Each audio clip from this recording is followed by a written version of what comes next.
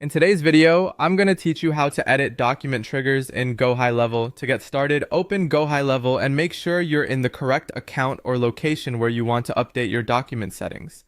Once you're on the main screen, look over to the left-hand side of the platform.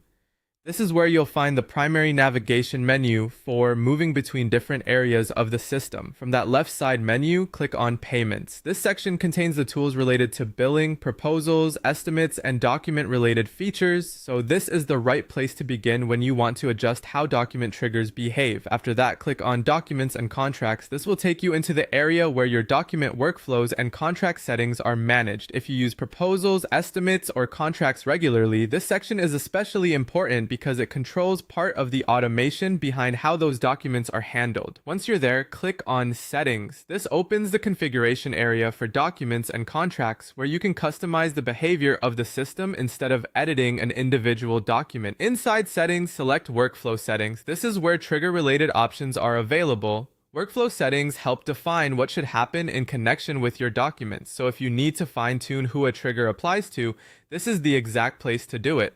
Next, go to Triggers. In this section, you'll be able to edit the audience for the trigger behavior.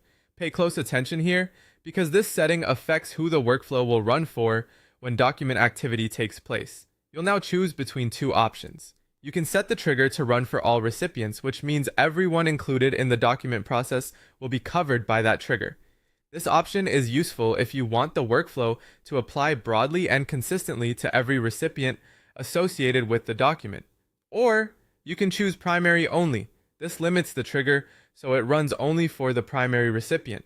That can be a better choice if you want to keep your workflow more focused and avoid triggering actions for secondary contacts or additional signers. After selecting the option that fits your workflow, click Save.